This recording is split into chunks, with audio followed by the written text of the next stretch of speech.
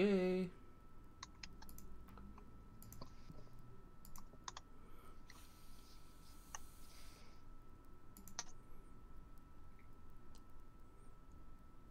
Oh, we're getting booted, I think. From where? I don't know why it booted, but...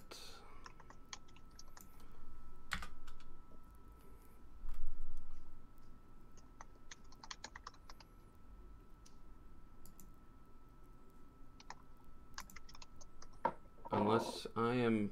I hope we're just streaming right now and I'm just screwed up. This is why we should have John on. For these kind of questions. I mean, he knows as much as I do about streaming, but it would just...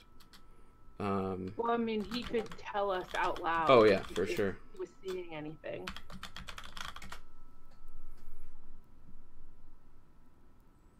Okay.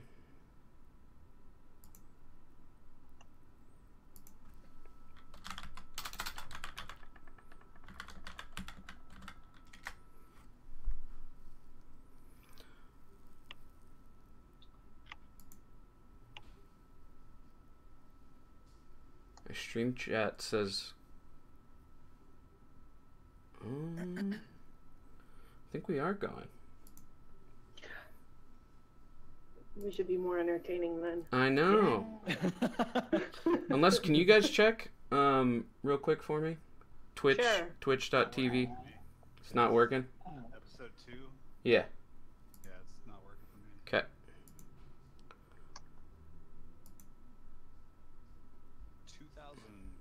Network error. Yeah, I'm getting that too. Let me stop.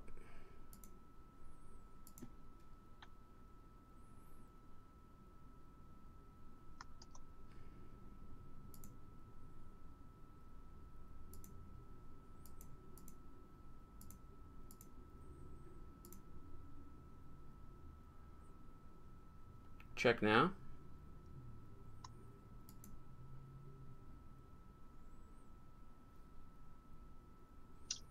Yeah, it looks like it's good. We're good? Yeah. Cool. All right. Welcome to nothing. Justin. There's a, oh, sorry. Okay, there, now it's working. Sorry. I saw Okay. Yeah, don't- You're like, Discord window was blocking the camera, but okay. Yeah, we're all gonna make millions off that ad that Dave's watching. Yeah. Thank you for supporting us, Dave. We'll just, yeah, we'll do a. This is just the weird intro for episode 2. Welcome to Venture Ventures, where a curse of comedians, I guess, or I guess we'll try. I like it. Try that out. Play a little D&D, and like I just said, this is episode 2. And why don't we go around the table to our players, introduce yourself, and plug anything you want to plug.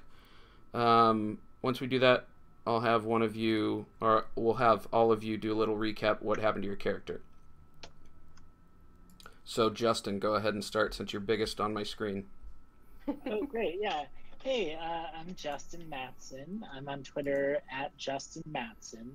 I'm a Los Angeles comedian. I'm going to the Edinburgh Fringe Festival, so check me out there.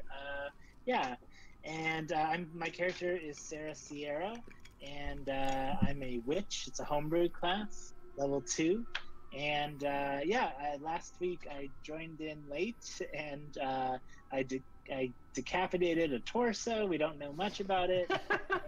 And then I got drunk and something. Oh, I was trying to find customers or victims so that in the morning I can try to pitch my line of beauty products to them. Is how we ended. Yep. Catherine? Hi, I'm Catherine Elise. I am an actor, writer, and creator of The Fat One, a web series you can find on YouTube. I think if you just search The Fat One, you'll find me, or you'll find Joey Fatone. It's one or the other. Such an unfortunate name.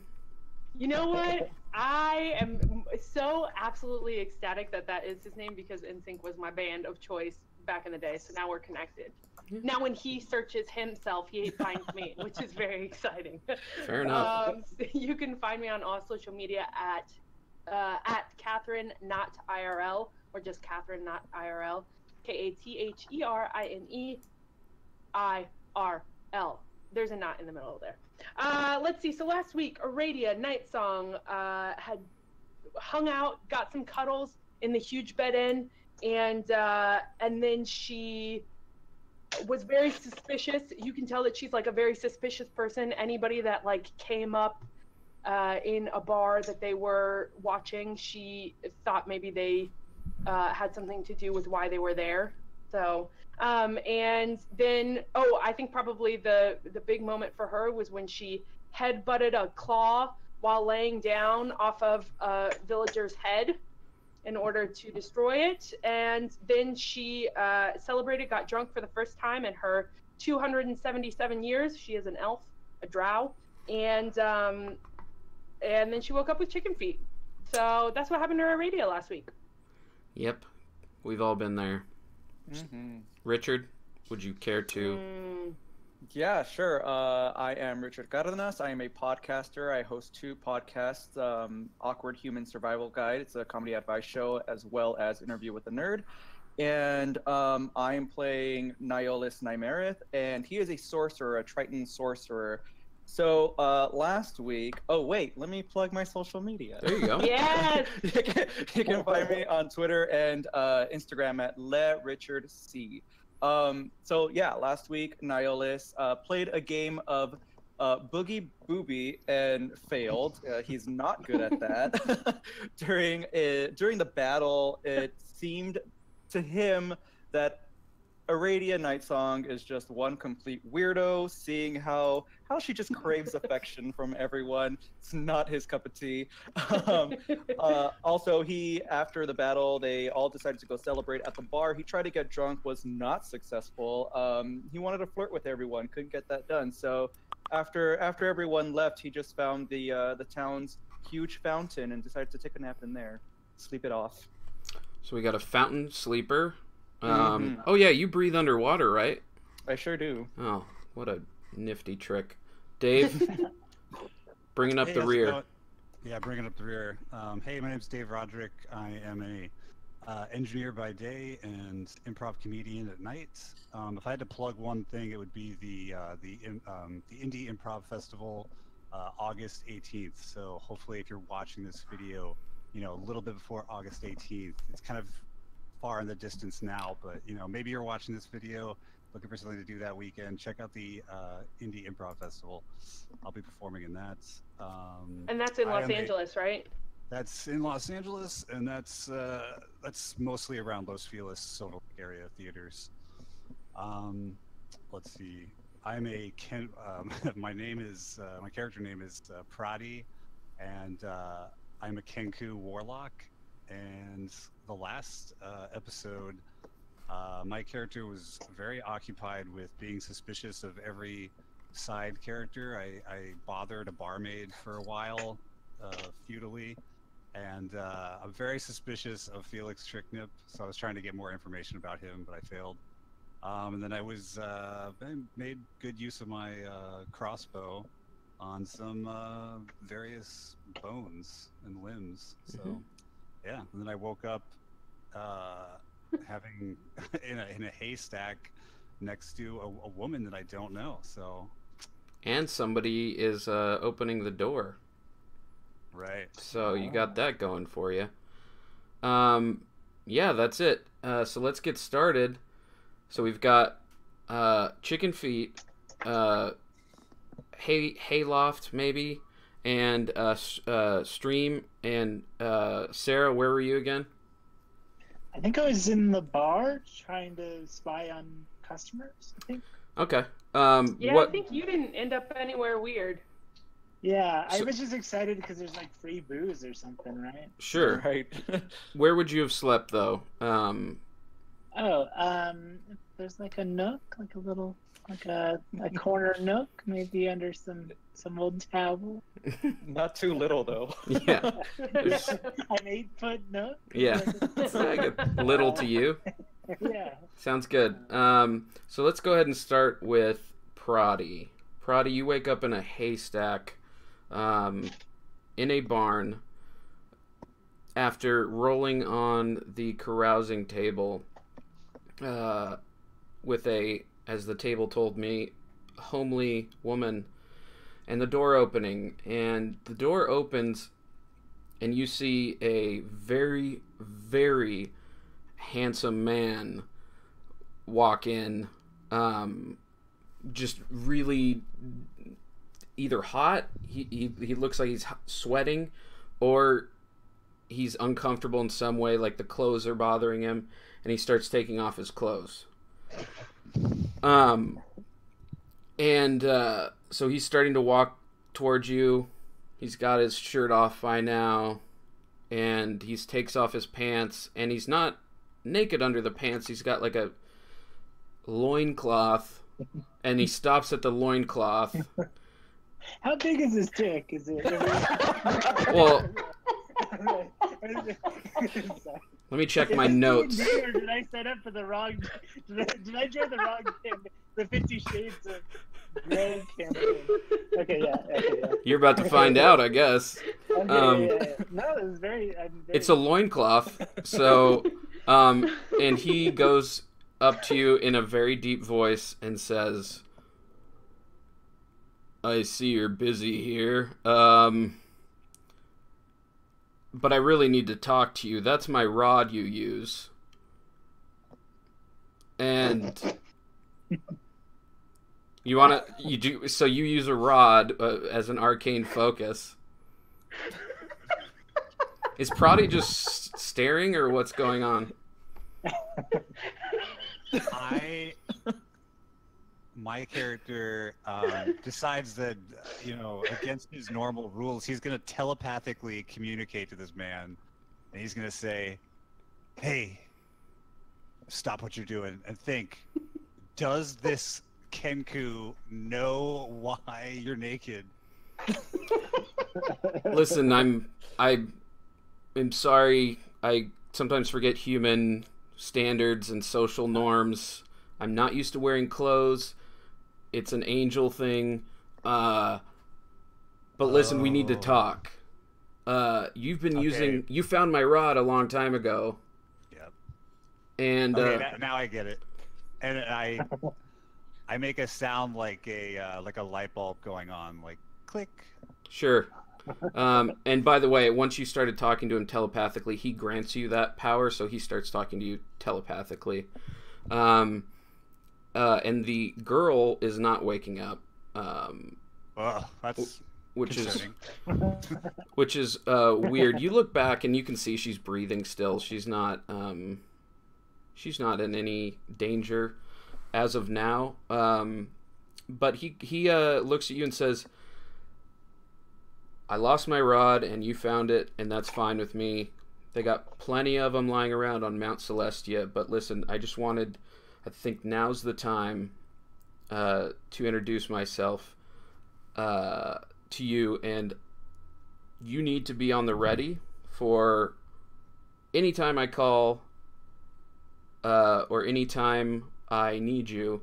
You need to basically help me out. I can't get into details about what I need you to do, but this is the how it's going to work, and our contract has been laid out." So at that point, he magically,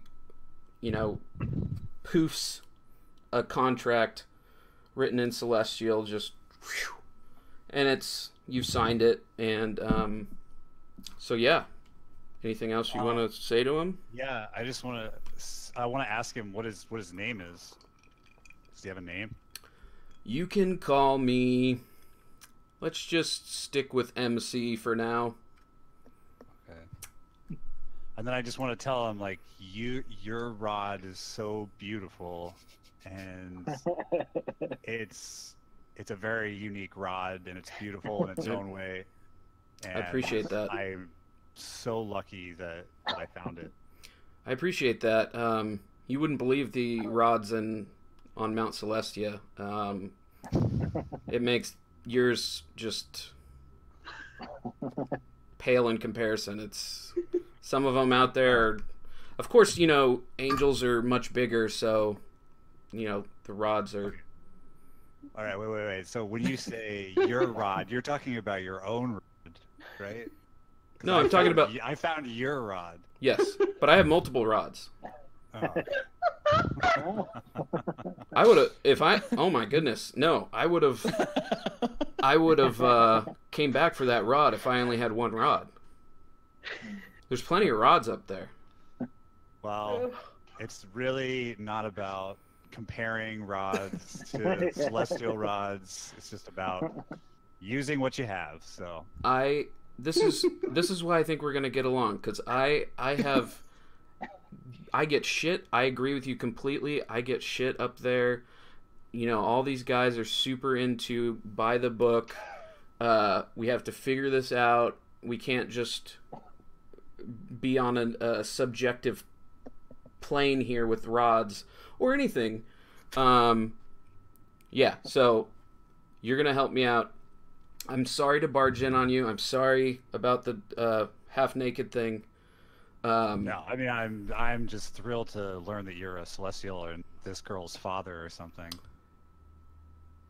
I mean, I don't think I'm her father, but she's actually I put her to sleep. She won't wake up until I leave. But yeah, so I'll leave you to it. And one more thing. If everything goes well, I just want to give you something to look forward to, kind of put in your 5-year, 10-year plan. I know you want, flight, get those wings back. Yay! Yes! I'll do anything to get my wings back. Yeah, I mean... Short of betraying my group, but... Yeah, sure. I'll do anything. Well, I don't plan on having that happen, but... yeah, I think we can make that happen. Things go according to plan, and yeah. Well, I will be waiting by the MC phone. Sounds good. Ready for your call.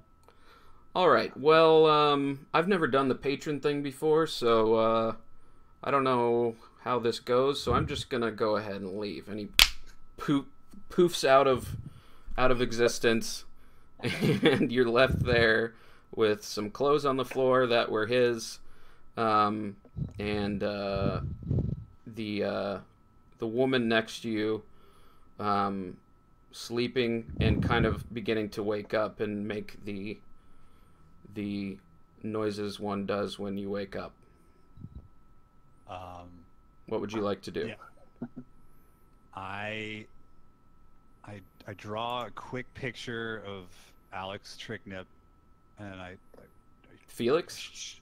Felix Tricknip, and I shake her, wake her up, and I say,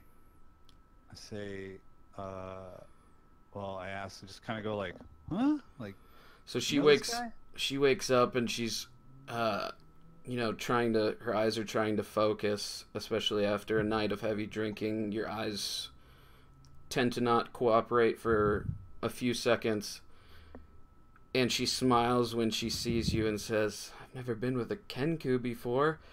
What are you showing? What are you putting in my face? I can't. Let's go. I go, cha-ching, cha-ching, rich guy. Okay, so you're not gonna... Felix Tricknip. Yeah. Okay. She goes, yes, he's famous. Everybody...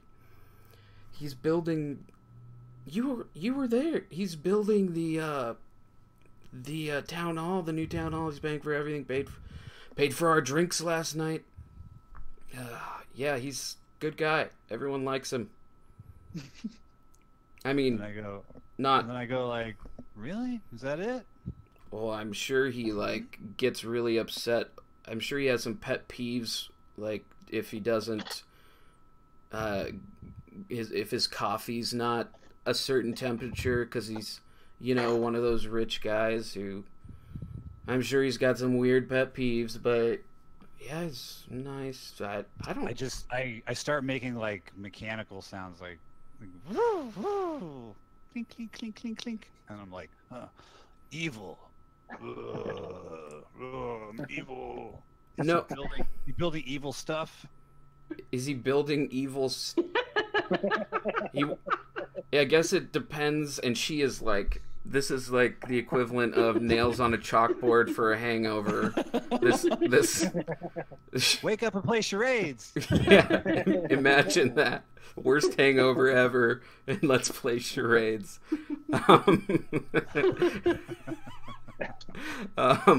So she's like, I guess if you hate trains, he wants to make an arcane train or something. I don't know how that would work. I guess if you hate airships. All right. I just have one more question for her. I make a sound like a bed creaking, like, and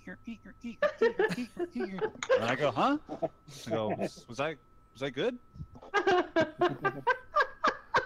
I'll be honest, sweetie, I don't remember. I think we're both in the same boat here. So okay. Why don't we just say both of us were amazing and go our separate ways? I just said, you know, girls usually like my beak, so. Oh! That's scary. Like, gives me anxiety. The visuals. Like, Yeah. just concerning. And Well, I salute her and with your bird arms, yeah. I just do the old, I gotta hit the old dusty trail. Sure. Right off into the sunset through the door. Sure. And so when you exit the door, you can see town. You're only, I don't know, a few hundred feet away from the tavern. So you can head there, but before we do that, let's go ahead and hop over to Aradia. Aradia. Yes. Let's go ahead and so you woke up in a hut after a long night of drinking, having not known your limits, and now you have chicken feet. Yeah, and I believe there was a cauldron around her. Yeah. Okay. It's on the ground, and in the corner you see a little girl just watching you, and just watching you. Hello. Hi. Hi. Hello. Hi. And her voice. Oh, hi. Her voice is kind of gravelly, and it almost sounds like a struggle for her to talk. And as you come to and your eyes focus, you see kind of stitching on her face and on her neck and kind of all throughout her body. And she goes, my mommy and daddy, when they told me to watch and see, they told me to tell you that you just drank what they told you not to, and now just they want me to time how long they last. Your chicken feet. Oh, I have a slightly insensitive question for you, and I hope you don't take offense, but I have chicken feet, so clearly not everything is great with me. Yeah. Are you alive? Oh yes, we're alive. My whole family, we're human. We weren't born human, but now we're human, and we were always human though. We always felt human inside, and but now, and you start to look around. You see this hut is a very poor representation of a domicile, and you also notice that the tables and chairs are all poorly put together, like everything's just a little weird, and someone put these together just trying to imitate the real thing. I whisper at a volume that hopefully she can't hear. She's wearing a human suit. I think she's wearing a human suit. You know what? I'll roll for it. We'll see. I mean, she is So- live on Twitch. Yeah. So she hears you and she goes, "Oh, my mom and dad," and her voice is just kind of a little bit echoey at some points. My mom and dad are teaching me that sometimes people will think we look weird until we get better suits, and we need to explain why. And her face is a little off kilter. You know what was his name in Men in Black? He wore a skin suit. Oh yeah, Edgar. Yeah. Yeah, So- Edgar. So his face was kind of off kilter. It's kind of a similar thing. She looks like a young girl, but you know, not the most normal looking. And she says, "Yeah, we are human, and we don't mean you harm. It's just you came in here, and we told you there was a bear nearby, and so my dad brought you in to protect you, and you were singing some songs, and then you drank the cauldron, and..." I see. It's really my fault. It's fine. Well, what's your name? My name is Sammy. Sammy.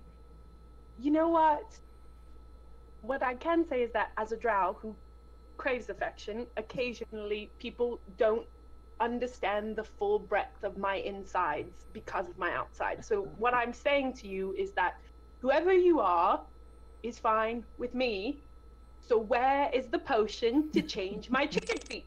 We're human like you, or kind of like you.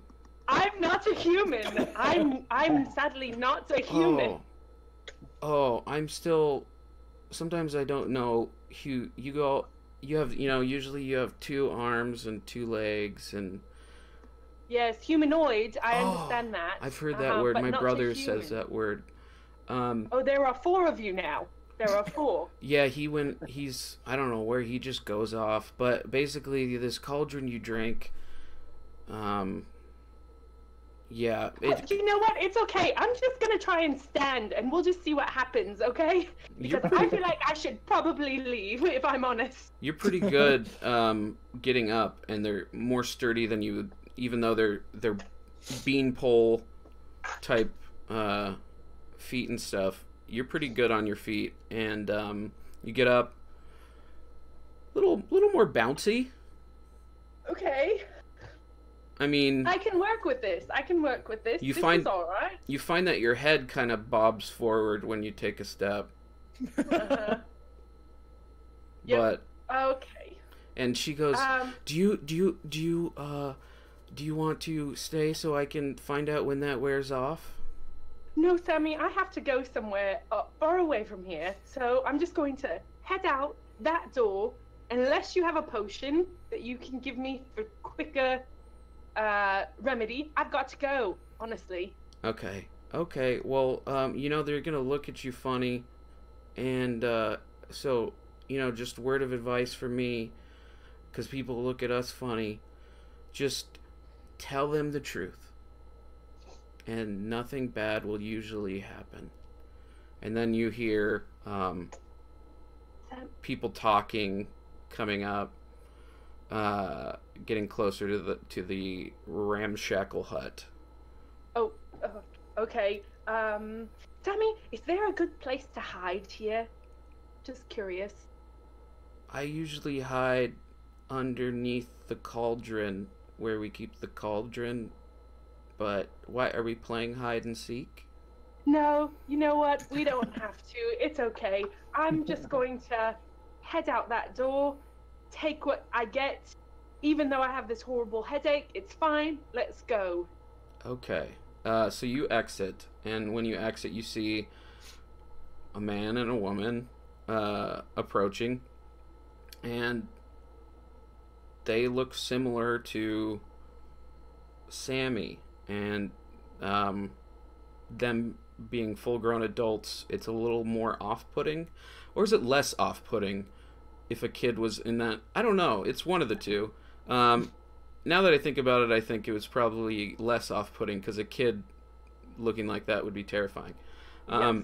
And as you exit, the woman goes, "Oh, you still have your feet." And she's talking. There's an echo in her voice and kind of a gravelly resonance. You really just wanted to drink that. It's something about sweet smelling and... I take all the responsibility. Really, it's me. I see that. It was a night I wasn't expecting to have, but then I had it. Also, the family resemblance is uncanny. You must be Sammy's parents. Yes, the man starts speaking. "I'm Sam. This is Sama. Oh, not even Samantha. Sama. Have you met our son, or did he go off again? He likes to do that. His name is Salmon." I'm so sorry. I don't mean to laugh. I was just... Oh, you're laughing in the game? Okay. This is... And the father goes, "This is one of those times where I don't understand human social norms." You know, autism is a spectrum. It's okay. It's okay. Because I know that you're human. Sammy told me you're human. Is that and some... I feel it's very important. Is that keep some up with magic that. thing? Are you a magic user? Oh, that I can honestly tell you I am not. I'm a monk. I don't use magic, really. Okay. Can you stay until those wear off? He points at your chicken feet. Can I ask why? Because if I'm honest, I have friends that I need to get back to. They're gonna ask where I am, and they're large people who can beat other people up. So I just want to make sure that I get back to them as quickly as possible. Well, to be honest, you drank our potion, and it was planned for something else. But it's good now that we know it was a bad batch because of your feet. Happy I could help. But I would really like to know when that wears off. Can you do that for me? And about then, your feet come back. It's pretty instant transformation. Oh my God. And he goes, "Oh, it looks like we really messed that one up." And he turns to his wife and goes, "I wonder if Sammy got into it again and put those dried frog eyeballs in when she's not to." Aradia just slowly starts walking backwards away from them. "You should watch out for bears. You almost got eaten last night." Thank you. Thank you. And thank you for letting me stay at your home. That was very kind, there was a lot of humanity in that, so I appreciate it. We are human. I can tell. All right, well, would have been nice if you cleaned up the messy cauldron you knocked over, but I guess that's part of being human.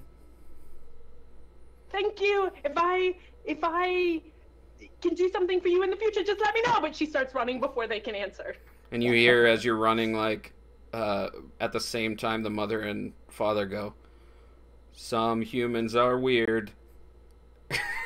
That's it. And now you're... I'm not human!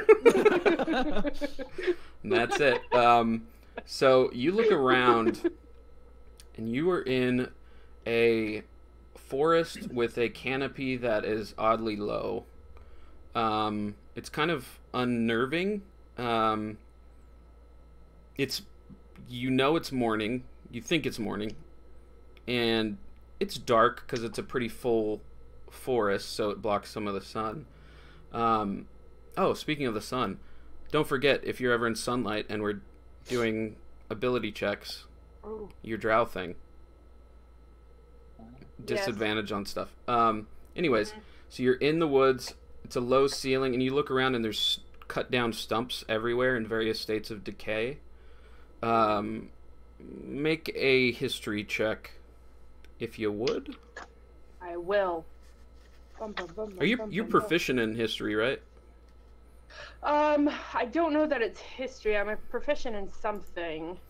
Let me look. Oh no, you're proficient. Oh, I am. I am. So forget the roll. I'll just tell you. So you know this. Okay. This is the Nivermorn Woods, and this is a forest north of Anista, and it is said that this forest built that city, built Anista. So that's why you see a bunch of cut down, just tree stumps. I guess it would just be tree stumps in various states of decay. So yeah, you're in the Nivermorn Woods, and you don't know where you're going at this point. What would you like to do? I want to pull out my stone of communication. What is it that? Sure, like a sending stone. Yeah, and I used to use it to talk to the guy. Max? I don't know if Max. I don't know if it reaches any of my other teammates, but no. I want to pull that out and try and contact Max. So okay. I know where I am. All right. So what do you say? I say, hello? I remember you told me not to be so loud last time. It's Aradia. Max, are you there? Yeah, I'm here, Jesus. I thought it was the volume last time, but it apparently is just the way you talk. What do you need? I thought you guys are on your way down here to pick up your money. Do you want me to send it back up there, or are you still coming down? What's going on? Max, I met a bunch of people that were wearing human suits, and I don't 100% know where I am. I mean, I do know that I'm in the Nivermorn Woods. I know that, but I don't know where in it I am. I'm afraid, Max, and I don't know what to do. Did you happen to have some fun last night and take any illicit substances? No. It's Nivermorn Woods, number 1. Number 2, you're telling me... I guess that's not important. Are you in danger? Is that what you're telling me? I've heard that there is a bear, and there's a man named Salmon.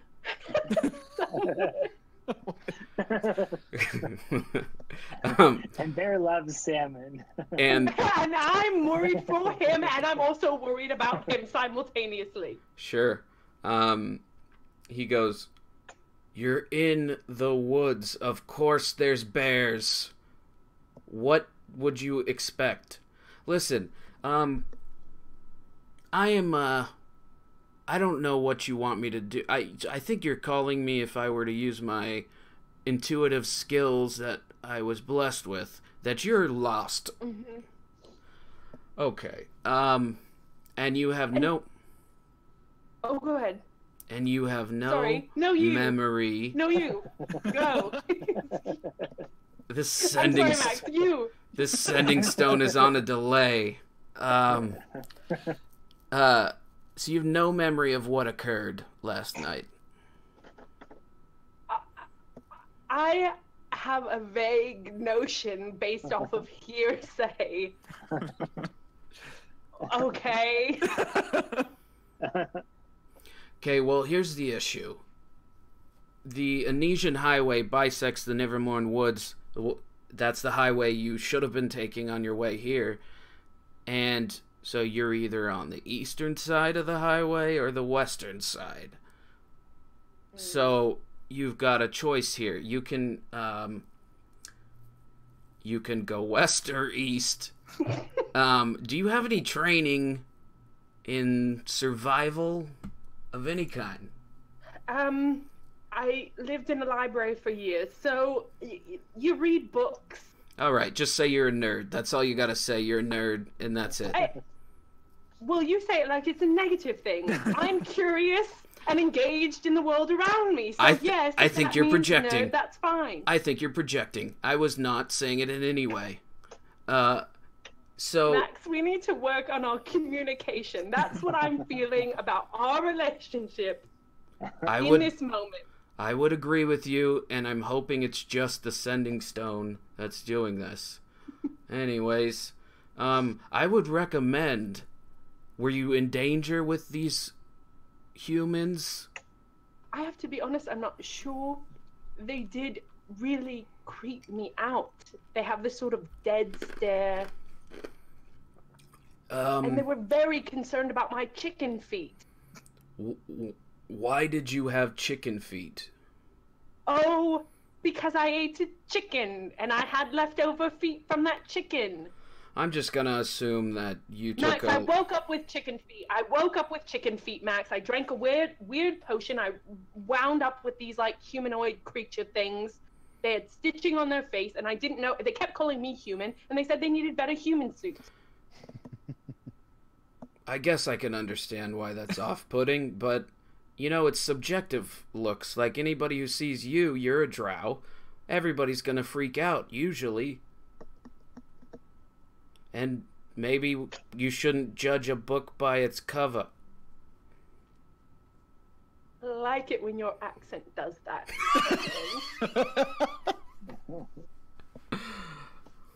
Max, are you telling me that I should maybe go back? The reason why I called you was I was hoping that maybe you could get a message to the rest of my team so we could meet back up and find where they are. But are you telling me that I should go hang out with the Sams again? I think you've got a couple choices. Get lost in the Nevermorn Woods and get eaten by a bear, possibly. Mm. Or you can go back to the Sams and be safe there. But is it safe? No one knows. We're really getting into some existential shit here. Is it safe anywhere? Anything could happen. Listen, I'll go back. Fine, I'll go back. Okay, Max, can you please try and get a message to the rest of the team? That's really what I'm asking for here. I'll go back. Oh, Jesus, on my day off. All right. I'll see what I can do. Just hang tight. Thank you. Goodbye. He doesn't say anything. So, go ahead and just make a survival check if you want to try to get your bearings. Pun intended. Yeah. Great. Okay, let's see. And that's 20, right? Roll a d20, yeah. Yeah. Is she going to be spent from our party forever? I hope not. I rolled a 17. My survival is +2, so 19. You really think going west would be, for whatever reason, maybe it's some training or some book you read a long time ago about the Nevermorn Woods. Moss grows on one side of it, of a tree. Go ahead. The wind is also blowing a certain way. That was just me. Sure. Yeah. Yeah. Mm-hmm. Yeah, you read that in a book somewhere. Yeah, you should go west, and you're pretty sure if you want, that you'll find the road. I want that, so I do that. Okay. All right. So you're not gonna hang out with the Sams. No. They're gonna be very disappointed. No. Yeah, so you, sure, like 10 minutes, 20 minutes, you hit the road, and, yeah, you're making your way, and we'll cut back to, Nihilus and, Sarah. Nihilus, you're in the fountain outside. Mm-hmm. Just completely submerged, or... Yeah. Man, that's creepy, so you're just gonna, like, predator... Yeah, it's morning, right? Yeah. Yeah, I'm just sunbathing under the water. Okay. And, so you wake up, you come to... I don't know how much you had to drink. Not enough.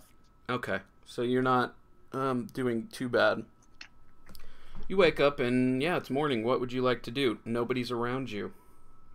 Yeah, I get up and I just head back to the bar, since that's kind of Where you last saw I Sarah? left everyone. Yeah.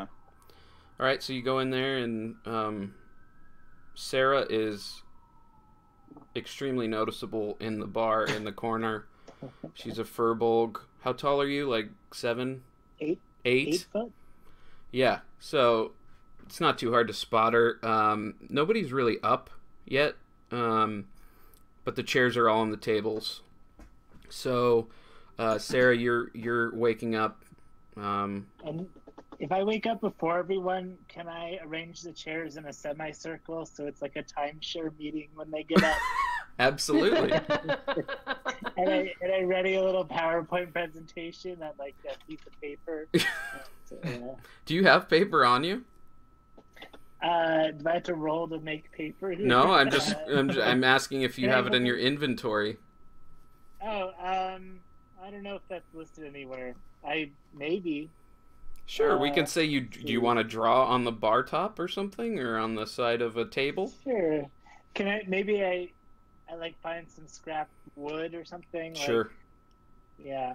And then I like draw like Sarah Sierra's beauty line, a beauty brews. Sure. And then I have like a sign, and then like it's kind of like in Snoopy where Lucy has like the advice booth, you know. And so it's like a little like lemonade stand type thing. Okay. And yeah. So Nihilus, you see all that when you enter. Okay, I walk up to Sierra and I say, or Sarah, and I say, we don't have time for this. I just want to make a few bucks before we head out of the road. Nobody wants your product unless you have moisturizer, because I will need that. Yeah, you got a little dry from all that underwater sunbathing. Let me get you. I got a cucumber lumber hydrating all natural body mist. kind of seal it in and keep you fresh and under. Sarah, do you know where everyone went? It seems like you're the only one who stayed in the bar for whatever reason. Well, everyone walked off. I was just here scoping the place out, and you left, and then 10 minutes later, everyone was drunk, and they all just skedaddled. I haven't seen anyone back yet. It's about this time Proddy makes his way into the bar. Oh, well, there's Proddy right there. Okay, so just whistle a little good morning song. Hey. I would love that, but I don't know if your characters are one of the types of people who are persons who hate whistling. It's brand new to me. Oh, okay. Fair enough. I just look over and go, how you doing that? I take my little crow talons, and I take his lips, and I like press them, and I just say, I'm like, keep a little tiny opening. So you're using your feet to do this, not your Kenku hands? Okay. My hands are like crow hands, so they're feathered, but oh, they're feathered? Okay. Yeah, but they're very much humanoid. Yeah, I just kind of like move his lips and I try to show him. And I attempt to. Am I doing it? I slap him on the back and I just go,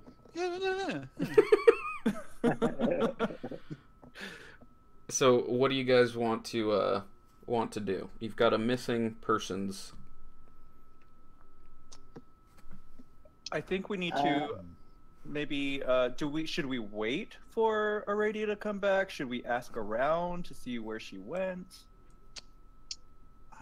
As Proddy, like, I want to get out there and like ask around. Okay. So let's leave. maybe... Sorry, Sarah. We're gonna be leaving here. You're not gonna make this your presentation. I could just stay and wait if she comes back. I can leave a note and so that if we're out when she comes back, she can find us. Absolutely, you can find the fantasy D&D version of a bar napkin, and write it down, and that will be here if she makes it here. If she makes it, I'm just kidding. So you guys head outside the tavern, and you see Trey and Deuce out there. And Deuce runs up to you and goes,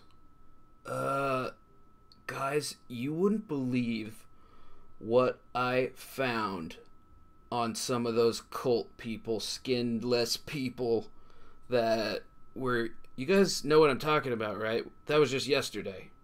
Yeah. Yeah. Yeah, I do a perfect impression of the Sidon ones will repay you. Yeah, okay. And he goes, yes, this guy gets it. So check this out. This was on Zeke. And he starts unbuckling his pants. And as soon as he unbuckles it, his pants disappear. Oh, what are we seeing? And you're just seeing fantasy underwear. What? I gotta look that up now. Actually, now that I, what did they wear? Those look breathable. Are they comfy or? No, dude, you're missing the point. And he puts the belt back together. Like, he just had it apart, and then he puts it back, and pants appear. Every time he starts going like this, and every time he's hands together, hands apart, belt together, belt apart, just pants are popping in and out and in and out and in and out.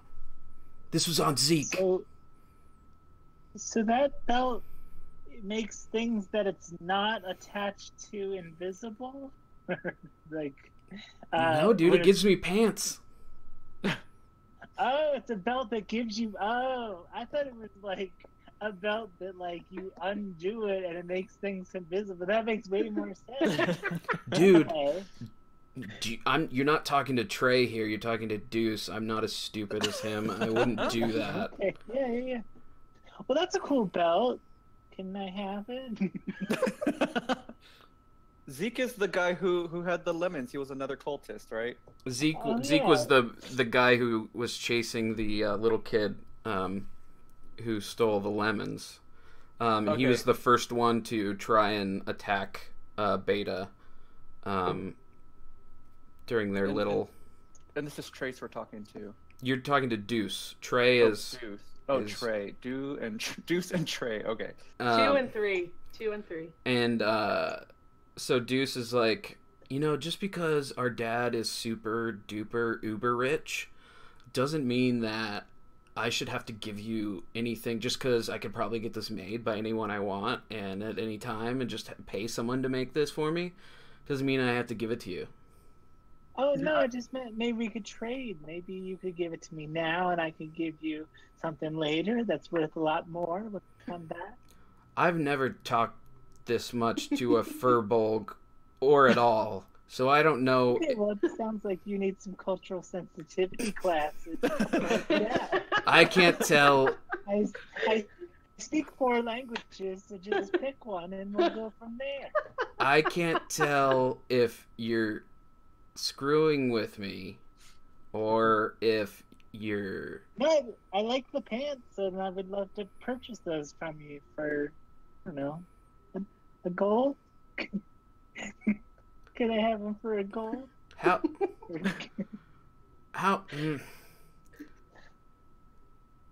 I You know don't. what gold is, right? When you said yes, I know what gold is, but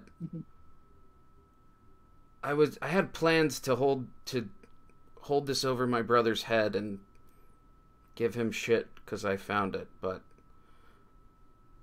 no, I think that's worth more than 1 gold. Oh, you drive a hard bargain. Okay, I will give you 2 gold. Do you have anything other than gold? Let me look at my satchel. Oh, do you want some beauty, Bruce? You look like you have some under eye fatigue.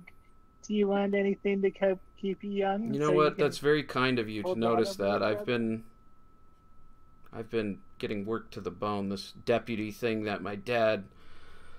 Oh, dude, I can't even tell you. It's so stressful. There's like responsibilities and. Oh, your hands look really rough. Like you're a poor person. You want some get you some moisturizer to keep your hands looking clean and noble. No, I've got some rough stones I keep at my house just so people don't think I'm a rich kid, never worked a day in his life. So I rough them up at night, and dude, it's just a lot of stress being deputy here. Oh. Well, you want me to be deputy? And if I wear the pants, I'll be a deputy. I fucked someone up yesterday. Did you see that torso I threw at your feet? I'm pretty good at laying down the law, chaotic neutrally. If I give you these pants or this belt, you owe me 1. Okay, yeah, 1 gold. Good, got it. No, a favor, dude. Oh, okay, yeah, sure, I could do that. Yeah, that sounds good.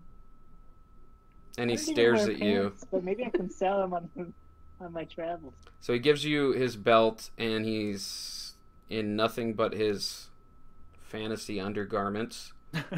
Something to look up later. And hands you the belt, and now you have a belt of pants. Ooh, belt of pants.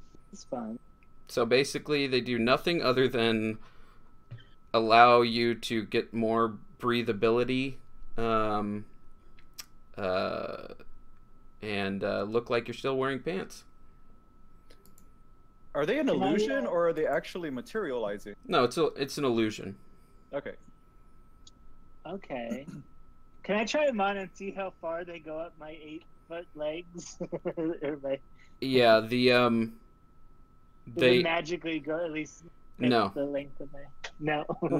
They look like I'm racking my brain for what are short just short jorts, I guess. There's okay. Jean shorts? They're not jeans. They're just they're super short on you. Okay. Cool. So you got that going for you. And he walks off. I'll take off whatever pants I was wearing and throw them in the trash. Okay. Okay. And when you do that, Deuce had walked off, and he walks back to where you threw him and picks him up and puts him on and walks off. Thanks, dude. Yeah, no problem. Okay. So you guys are gonna what? Where you did you want to ask him? Oh yeah. Have you And Deuce turns around and heads back over. What, dude? I'm sorry. Have you seen our possibly dead friend Aradia? She was here last night and she got drunk and she left us. We can't find her. Yeah, you guys were hitting it pretty, especially you. He points at Proddy. You were hitting it hard, and yeah, the drow. She was going to town, but she took off south, just screaming about finding books or something. It was a different language at some point, I think, in there, but yeah, she took off south into the there's bears in there. in Yeah, the it's forest. close. That makes sense. Yeah, I thought that made sense too. Yeah. So she took off south. Yeah, that's all I saw of her. Cool. Should we just go in that direction? Just start walking, see if we can meet her along the way. Dudes, I would recommend taking the highway and then, because it's the Nivermorn woods. You never know what you're gonna. There's bears in there, so take the highway. It's safer. And that's just Deputy Deuce talking. Yeah, let's go. Okay. Yeah, let's do that. We're gonna take the highway. Proddy telepathically asks Nihilus and Aradia. Sarah? Sarah. Yeah. Right. Sarah, hey, do we have to like settle up with the Big Bed Inn or anything before we leave? Do we have to like check out? No, you guys were covered. Go ahead. Okay. Do you have to get? Where do we get our pay from the security? Yeah, last game Can we? you talked to Max, and did you take notes on that, Nihilus, or? Maybe. we do have to go see Max at the Ventures office. Do we want? Is that in town? Do we want to do that first? That's not. No, we no. have to travel. Share until she gets back. No. Well, we could. Do we want to collect that now, or is that something we come back? You have to go to Inista to collect it, or you have to talk to Max, and it's spelled YN. Let me look at my notes. Yeah. YNYSTA. Aradia has the stone or the device to communicate with Max, and he's in Anista, so I think we need to get to Aradia first. Okay, yeah, let's go south on the highway then. Okay. And you guys start heading south, and I think we're going to take a break right here, and we'll come back in like 10 minutes and pick it up. Cool. All right? Okay. Cool. Thanks, guys. Yeah.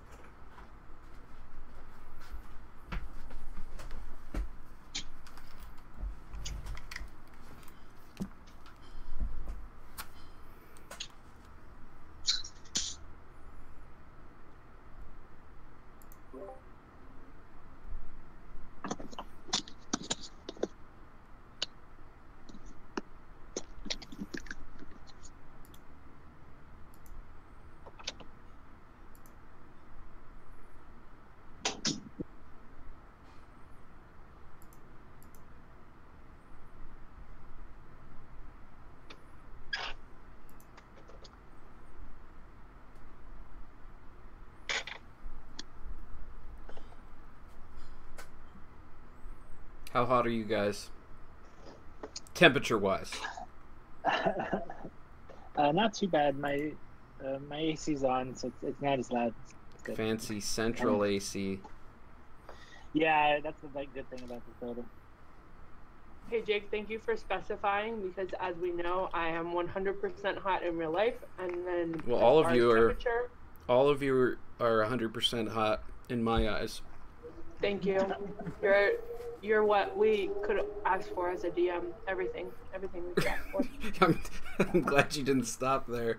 You're what we could ask for as a DM. Would have been one of the best. I guess it's just an insult. I was going to say backhanded compliment. It is a backhanded compliment. It is. It is. Check out these green dice I got. Ooh. They glow in the dark? Oh, that's a good question. I need to test They that look out. like they should, yeah. Yeah. Yep. They have just enough of a hue. I've got a dice problem, and it doesn't seem to like it's ever going to stop. But not the game dice. You don't have a gambling problem. You just have a problem with buying dice, huh? Yeah, I hate gambling unless it's fantasy football, which is very similar to D&D. But can I tell you, I've won my fantasy Game of Thrones league 3 years in a row. So, what's a fantasy Game of Thrones? Yeah, you can go to this website. Is it like Who Dies? Called, Fantasizer.com, and they do fantasy leagues for a bunch of different things, like Project Runway, Drag Race, like a million different things, and Game of Thrones is one of them. So I'm good at narrative fantasy leagues. I'm not good at football because I don't follow it. Sure. Well, it's just like anything. The more, in your case, it's the more you consume by reading or watching stuff, the more you are learned in the ways of narrative arcs. Yeah. Is it fair to We can hear you. Oh, okay. Is it fair to do a league based on a show that's based on a book? Yes, because of how different it eventually became from the books, I would say. Yeah. It's a lot better than the books, in my opinion. Huh. I think it's different than the books. And Well, in some it's ways different. In some ways it's better, in some ways it's worse. Well, for people who like to hear about the meal of a peasant and hear about every ingredient for about 30 pages, then it's great. But then also, at least in the books, you get a sense of how long things are actually taking versus because the book is so stinking long. But at least people are on similar timelines where you're like, oh, okay, I can track that this thing is taking as much time as this. Anyway, I could talk about it at length. We'll let it go. In some ways, I really like it. Did you read all the books? Yeah. I'm on the third one right now, and I do gotta say, I enjoy them differently. Because that's exactly it. One of the things that I really loved about the first book, because I watched the series already, or still, because it's not done yet, but I watched the series and then I started reading the books, but one of the things that I absolutely loved is in the first book and the first season, there's a scene between Eddard and Cersei, and I think they're praying at the god tree or whatever it's called. And they just, in the book, it captured a completely different tenseness or whatever, of the environment and their conversation and everything that I thought was so perfect that I thought that the show didn't capture as well. Yeah. So there are moments like that where I'm just like, oh, that's so good. And one of the other things that I like about the books, and I'm also not a person that's like, oh, the books are better than the TV show. I think you just have to be a different beast as a TV show. But one of the things that I do miss from the books is that actions have real consequences that really fuck people up. And I think sometimes if somebody's a series regular and their contract is super long, you want to keep them around. Like when Arya went to the house of white and black and white, when she went and hung out there, that it's she's making all of these poor choices and she's not really getting any consequences that we can see from them yet. Who knows what the last season will be? Whereas I feel like in the books, there's like a real fear of like something really horrible could happen to her for real, and it doesn't matter that she's like one of the best characters. Yeah, I think that's one of the best things that made this series like innovative. Mm-hmm. That's kind of a new and rare thing to kill off a character, which is great. Yeah. Like that's why like all these superhero movies out now, I'm a little bit just like, I don't know. There's no consequences in any of the movies because you know that it's not the actual end, and you know they're not gonna die because they've already started advertising. Yeah. Like, Well, before you walk in. what I will say about the superhero movies is that I agreed with that up until a certain point because before Infinity War came out, there was this like whole thing about like watch one Marvel movie a week and you'll be caught up by the time it comes out. And so I did that. I didn't finish, but I got through most of them. And what I got out of watching them very consecutively instead of waiting, months and months and months before the next one would come out is that you really get to see kind of like the emotional depth and like the emotional consequences that the characters get. Like Tony Stark, you see him in the beginning just being this like very arrogant person, and then up until Infinity War, you start really seeing his character turn into this person who's just like worried and stressed out that this big event is about to happen. He doesn't know what it is. He just knows that it's like this terrible thing that he like had a vision of and stuff, and you can like really see the characters change throughout the series.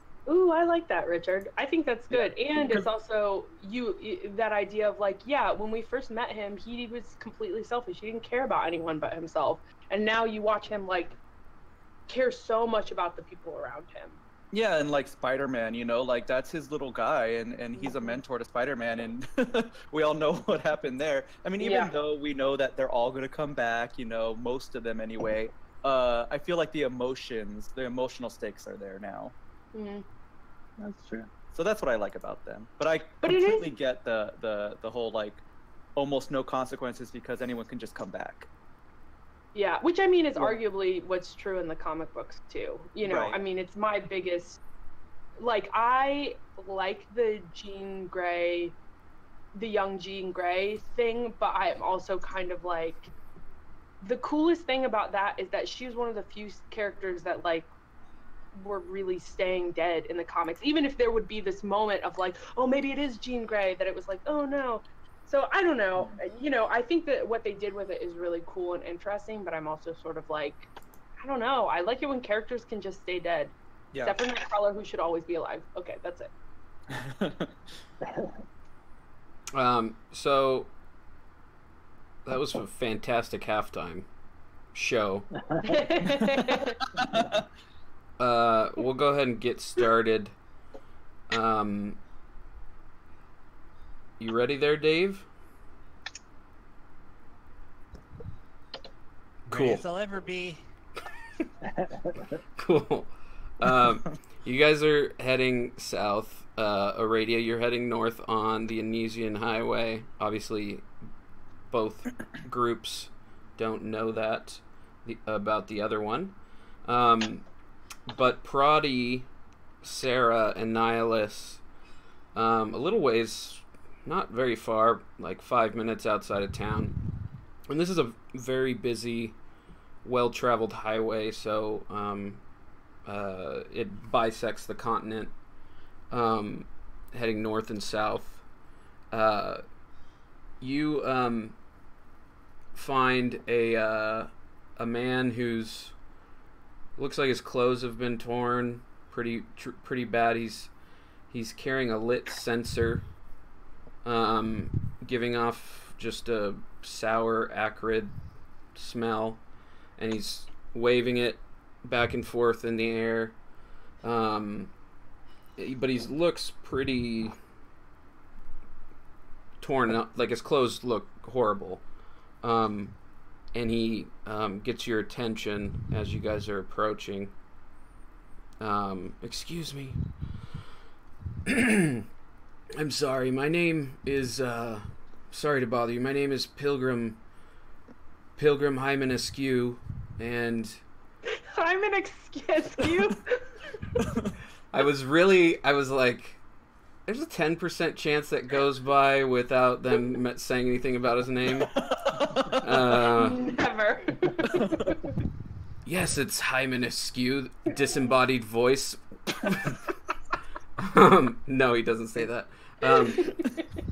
I'm on a pilgrimage north, and I had a little tussle with a bear, and as you can see, my clothes I'm bleeding. The bleeding's pretty much stopped. Thanks to my god, but he's got the sensor. You know what I'm talking about, like priests swinging back and forth. You wouldn't happen to have an extra pair of clothes or anything? And he looks at your pants, Sarah, and goes, "Those are really nice pants." And then I unbuckle them and show them that they're all an illusion. That's fantastic. But it won't keep you warm or anything. I mean, that's a good point. And I'm a little modest. That could be thanks to my upbringing, or... All right, well, I'll give you these pants. Do you have 15 gold? I am sadly a man of meager means, and I will say a prayer to my Lord to bless you if you help me out.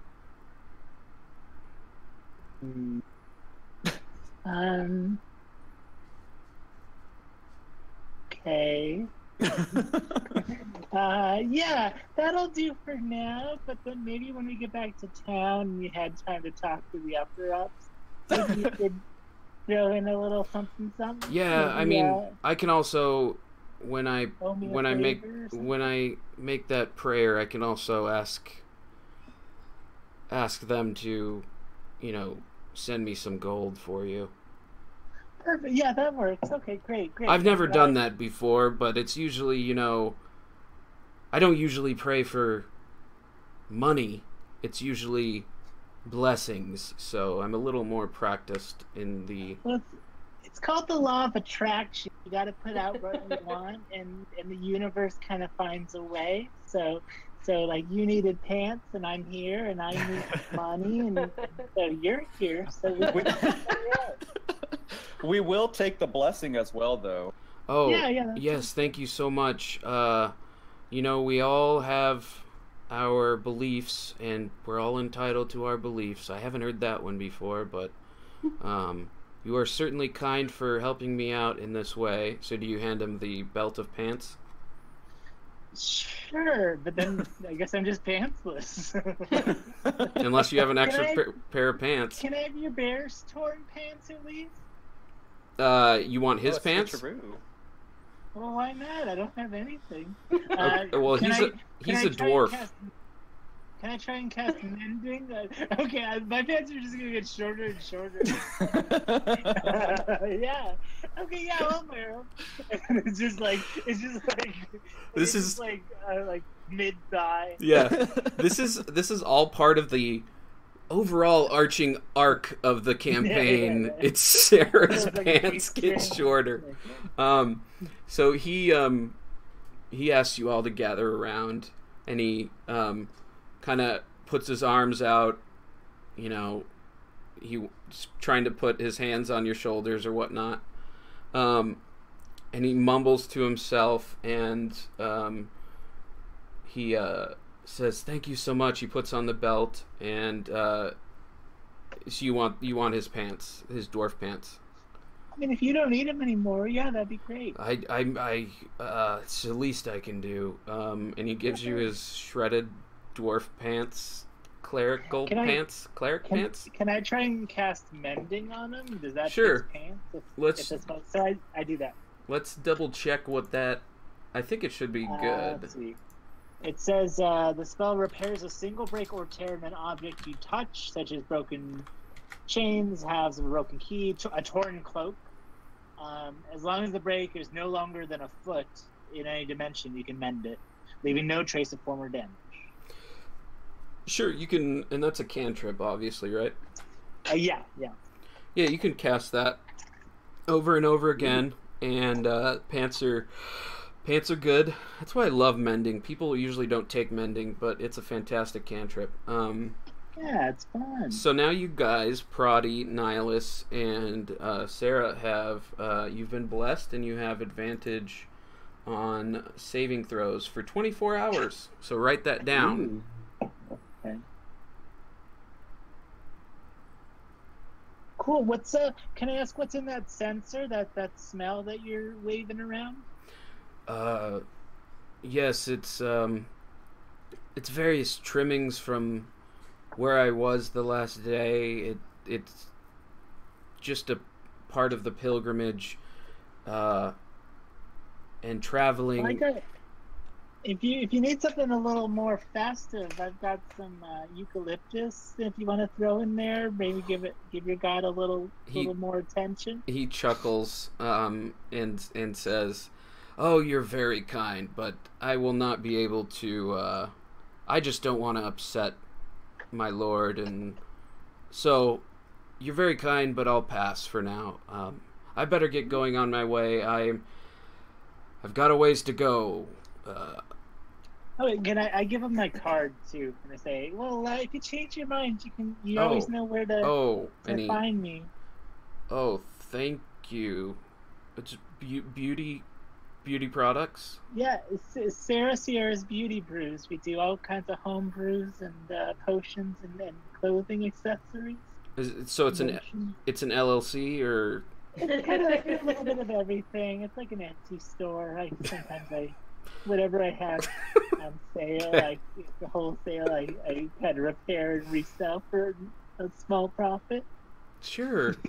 Yeah, you know what? I've got a friend who may need this. He looks like his face took a trip on a gravel road for a few years. Is his face all fucked up? I mean, I don't. Yes, it's terrible. Anyways, he's back in Nista. Yeah. We got all kinds of concealers. Well, tell him to call me. Find me. We'll do this. Yes, I'll put in a message to my god to tell him. We'll play a little game of sending stone instead of telephone. Would be the. Okay. Yeah. I don't know. So yeah, and then he, unless you have something else you want to talk to him about, he takes off and bids you farewell. Nope. Okay. I'm good. So you guys keep heading south, and you see Aradia, and Aradia, you see them. Just for the record, Aradia, the adrenaline has worn off, and she's now, she continues to walk, but she's also throwing up in a cup while she's walking. And you're in the sunlight. Just no cover. Oh. So extra hungover, extra sensitive, extra sad. You are feeling like you've never felt before. It's terrible. So you see her, she looks horrible. She doesn't look, she exudes a hungover look, but she doesn't look like she's gotten in a fight or injured. She's just the effects of alcohol. Mm-hmm. And say, hey. Oh, please don't talk so loud. Oh my god. Oh. How you doing? Hey Dave. Dave, can you move your mic up a little bit? Never. I immediately start putting some powder on her face, and her looks like, "Oh, honey, we'll take care of this." Terrible. This is worse than the time that I read the end of that book where everyone died even after they were in love with each other. Just not gonna. I wouldn't know it. Sorry. All right. You guys haven't heard of Proddy taught me how to Romeo whistle. and Julio? No, Proddy taught me how to whistle. Maybe another time. No, maybe another time. Oh no! Oh, stop. Okay, that's fine. That's fine. Okay, you guys, after you were pretty focused on each other once you saw one another, and you notice off to the side there is a right next to the road. You've been passing a lot of tree stumps, but next to this tree stump, about 20 feet away from you is like an injured bunny rabbit next to this tree stump. Any? No. Would you like to help it or move on or? Yes, I want to help it. Can I roll like a perception check to see if there's like it just got bitten by a bear or something, or if it's like a trap? I mean, A werebear. It's a werebunny. It's like a bear, yeah, werebunny.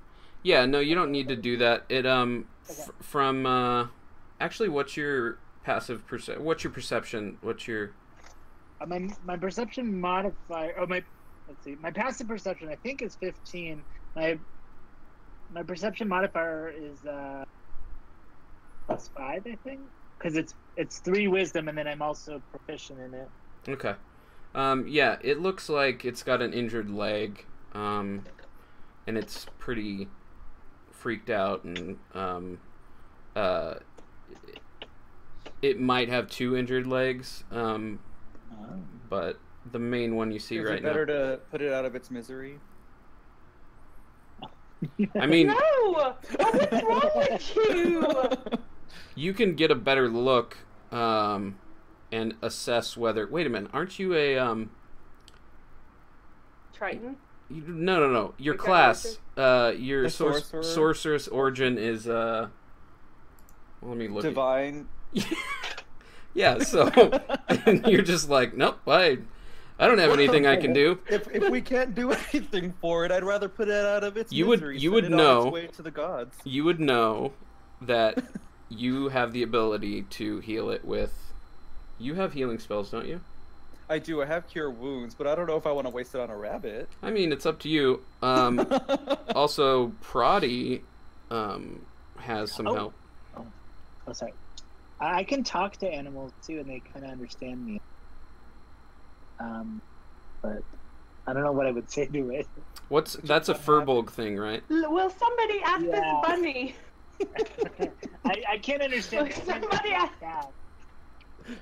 Will somebody ask this bunny if it has a will to live, please? So, I guess I attempt to telepathically say, "Hey, bunny, that only works with. do you wanna live or die?" So that's only going to work with humanoids. You need a spell for that. Yeah, I don't have. Unless your Kenku gives you speak with animals or anything like that. Well, Sarah can speak with animals. Let's have That's up to her. you to decide. Yeah, so furbolgs can they can understand me, but they can't talk back. And then I have advantage on charisma checks to influence them. That's for beasts and plants. Okay. So I could say like, "Hey, buddy, you hurt? You need help? You want to go nod your little paws if you need us to save your life?" I don't know that a bunny would know what a nod is, but Can it you will do this it will thing? it will kind of do that, and it's hurting pretty bad. So, Alright, maybe I'll waste a spell slot on this. What do we think? No, we got 3 spell slots. Yeah. Please. Okay, Please. I cast Cure Wounds on the bunny. And then like, okay, but you fucking owe me for this. do you cast it? Do you like want to check out the wound more to see if that will do it, or do you want to? Oh, what's that? Let's make sure that this will work.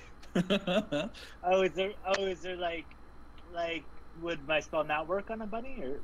Well, I think Maybe it's a magical wound. you would probably be good when you cast that.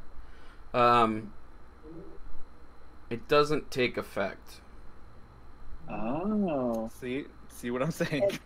And I immediately go like, You stupid bunny! I really put chocolate on you.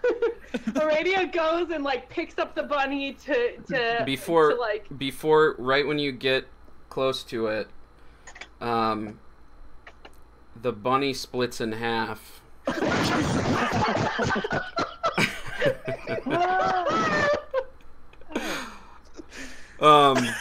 And the log splits in half, and the log has a bunch of teeth. It splits in half vertically, and tentacles erupt from the ground. Oh, fuck you! Oh, no. So all I'm saying is I do not want to go near that thing. So this is a Way to go, Aradia. so okay. Let's yeah. So that'll be a 18 to hit. He's gonna try to grapple you. Aradia.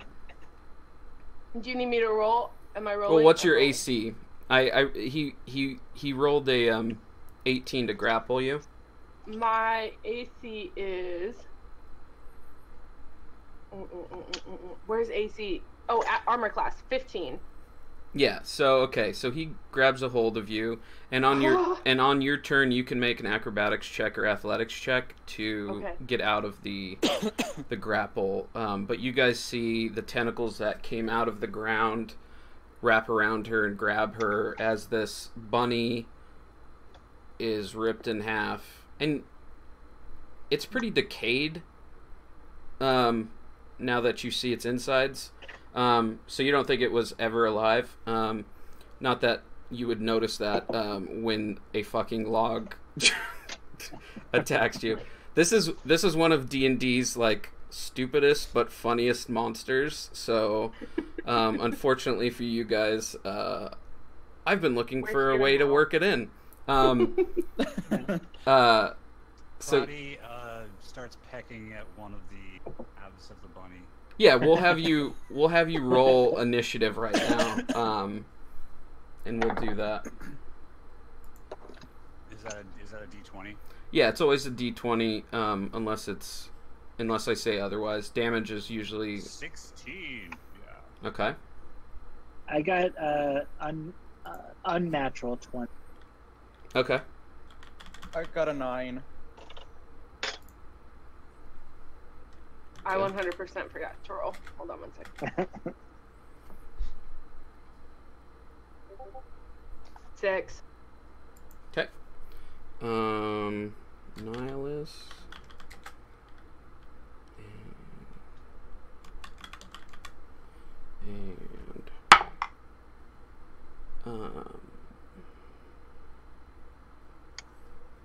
Should be a 6 as well. What's your dex? Your dex is high, right, Aradia? Yes, it is 17. Yeah. Plus 3 modifier. So you'll be going right before the wolf in sheep's clothing. It's called. In bunny clothing. Yeah, this is how it hunts. Okay, Sarah, you're up. You just saw what just happened. Okay, so I'm. What would you like to do? I use my free action to curse this Sure. beast out, and then I'm going to kind of back away, and then I'm gonna cast. I'll try Ray of Sickness. Okay. On this thing, so it has a range of 60 feet. Okay, you should be fine. Okay, yeah, and then see, so it's an instantaneous one action. It's a first level spell, so I'll use the spell slot. And then I roll a ranged spell attack.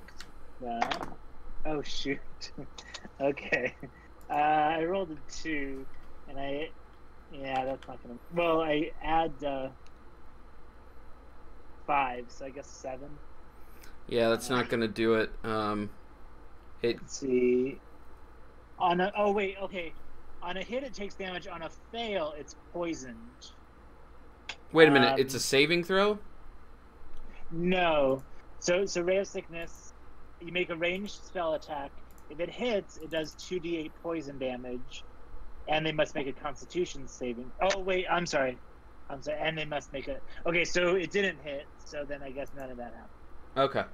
All right. Okay, so I'm done. And then I use my movement to walk away from him. Yep.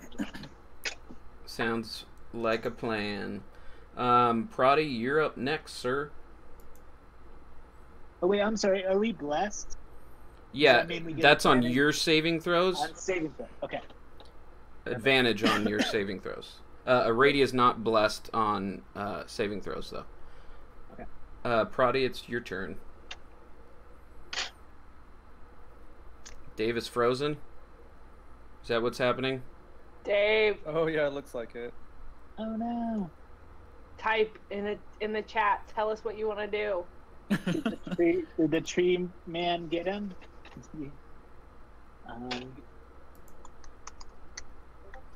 Let me know what he says, because I can't minimize this window. Let's see. I'm trying to message. We both did it. Maybe we should. We should move Go on. ahead. He looks like he was just listening really intently. Yeah. Yeah, no, that's why I didn't notice. I'll actually just cast Witch Bolt. I'll play his character for him. Bye, Dave. Oh no, he's dead. Okay. But will he come back? Intermittent connection. Oh, here we go. Here we go. He's back. He's back. Well, I already rolled for him, and he rolled really well, so. Dave? Ah, there we Dave, go. you just rolled very well. Nice.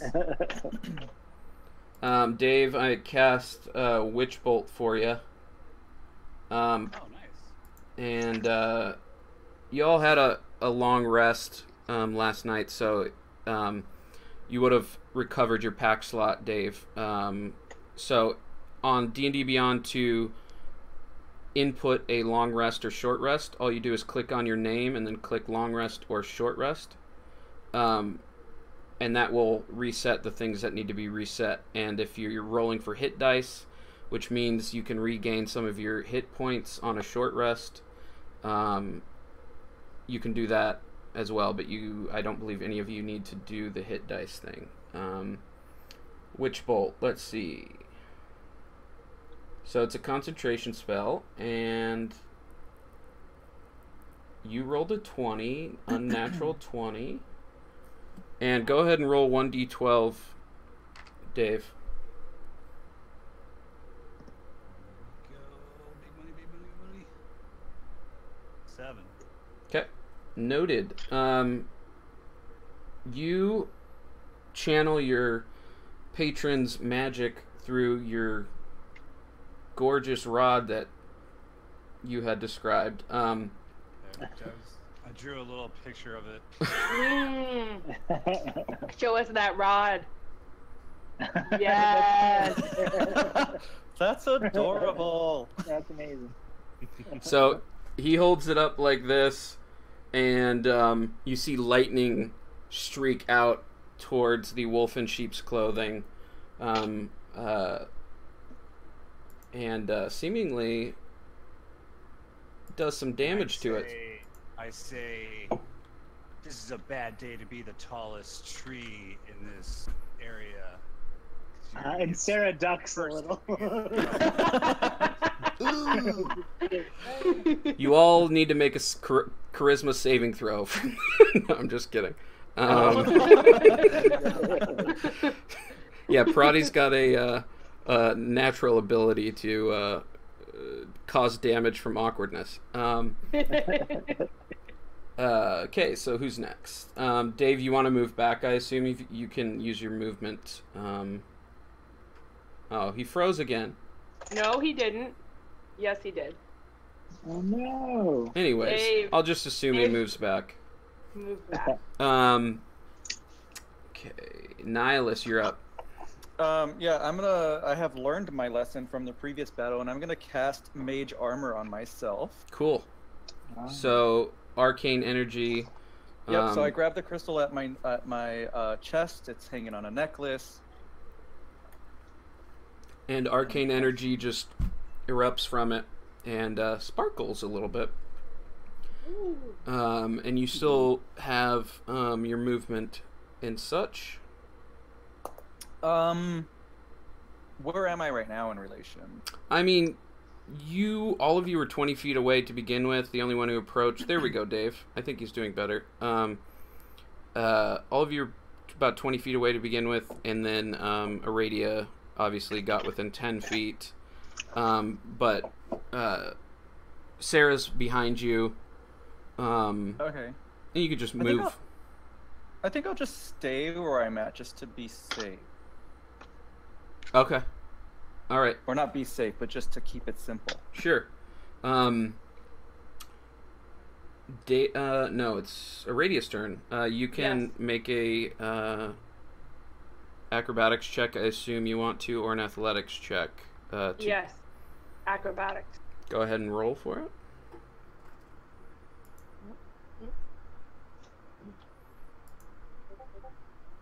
I got a 6 plus 3, 9. Not great. That's not gonna cut it. So you struggle and struggle, use your action to get out of it, and it's still got a hold of you. And it is going to hit you with its tentacles. No!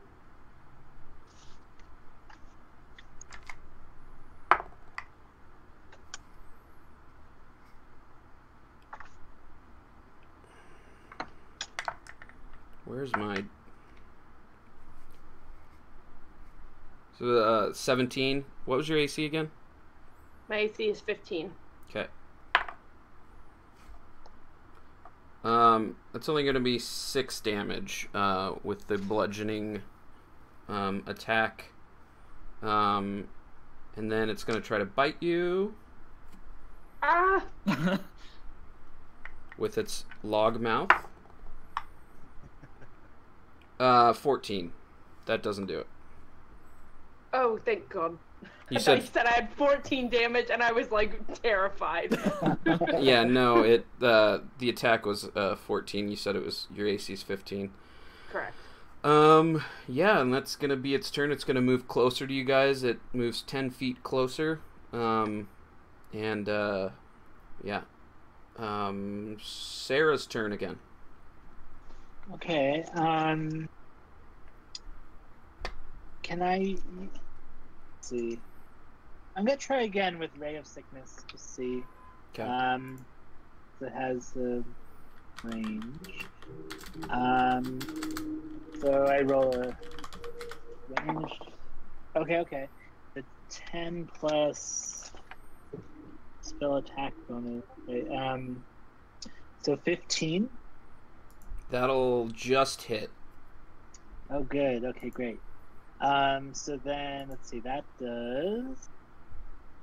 and I'm using my, I have my staff, which, because I'm a venom witch, it does +1 damage to any poison spell. Yep. So let me roll. It's a 2d8, let's see, which is 12 plus 1, so that's 13 poison damage. Nice work, sir. And then they have to make a Constitution save. Okay. Con save. What would I guess my spell save DC is 13, right? Yeah, So... it rolled a 9. Okay, great. So that means it's poisoned until the end of your next turn. Until the end of Your next turn. my next? Yeah. Okay. So, and then poisoned means they have disadvantage on attack rolls and ability checks. Yep. Cool. Nice. That'll help Aradia out if she can't get out of its grasp. Proddy, it's your turn. What's he saying in chat? Because he's frozen. Let's see. He's not saying anything. I'm saying things to him. I'm saying things to him. Okay, I told him, Dave, are you frozen? Blink twice. So he's got Witch Bolt up, and he'll just continue concentrating on that, which automatically hits. 1d12. Oh my god. I guess we're 12 damage. Jeez. Yeah. Yeah. Dave, you're killing it. Literally and Oh figuratively. no, it's frozen again. So you see Proddy just frozen, and lightning every so often just shoots out. And then he's still frozen but moves. It's really weird. He blinks out of his existence, comes back. Yeah. Oh, there he is. He's moving. Yeah, you're kicking this thing's ass, Dave. Nice. So basically with Witch Bolt, if you just choose to, it automatically hits after you hit the first time. If you use your action from then on, it will automatically hit. So that's just what I did while you were frozen. And I rolled a 12 damage for you, which is, as good as a... Better than average. Yep. Actually, I didn't add the... Oh, no, that's it. Okay. Proddy Nihilus, you're up. Okay, so I want to try to help Aradia. Can I cast Ice Knife to try to cut one of his tentacle arms to release her? Sure, what is Ice Knife? I'll look it up. It says create a shard of ice and fling it at one creature within range. Sure. Make Okay, a cool. ranged spell attack. So that's a 19 plus 3. Yeah, 22. Yeah, that's a hit. Go ahead and roll your damage. 1d 10. Oh, I got a 3. Okay. It's pretty damaged right now, so I will say that you got one of the tentacles. You severed one of the tentacles. Not and hers though. no, there's multiple tentacles hanging onto her. Also, whether the creature is hit or not, the shards explode, Ooh. and the target and each creature within 5 feet of it must succeed a dexterity saving throw. That includes Aradia. Great. Which you'll have disadvantage on because you are grappled currently. And in the sunlight. Not that I'm trying to fuck myself over, but let's just be honest. Yeah, you're not, and you've got a bad hangover. I mean, you should probably have 12 disadvantage. Stop it. So if they fail dexterity, they get 2d6 damage. So on top of the what you rolled. Yes. Okay. So should I be rolling? Yes. Wait. Dex save. Dex save, Who's- Catherine. Okay. How do I know what my deck save is? I will look. It says, so there's a box to the left. It says saving throws and saving throw modifiers. Yes. Okay. And you see the one that says Dex? Yes. Okay. And then roll a That d20. Roll a d20 and then add that Dex save to it. That Dex save modifier. Wait, you have inspiration, right? Can You do have Oh, inspiration. yeah. I 100% need to use it on this because I rolled a 2. I have a +5. Okay, so what's my inspiration again? I think it's D6. Hold What on, did wait, I tell you wrote it was? I somewhere. don't remember. I think it was D6, but I wrote it. Has 1 inspo die, 1 D6. Okay, I'm rolling a D6. Hold on, wait. Is it really going to make any difference at this point? You don't know. But I have 5. Even if I get 6, it's just 11. It's so. Yeah, the thing bad. with Oh no, well I have 7. the thing with inspiration is that you have to use it. You can use it after you roll, but you have to use it before you find out the results of what it takes to hit and stuff. So Oh well, I rolled a 7. okay, Should I still roll? Should I still roll the inspo? No, I shouldn't. it's up to you. Yes, I will Okay. because I need to. Okay, roll.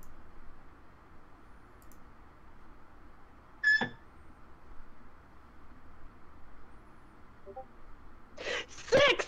Yay! Thank you, Inspo. Okay, so I'm gonna roll. Oh, So I'm does 13. the creature? What's your Go ahead, Nihilus. Did the creature save itself? No, it didn't. Okay.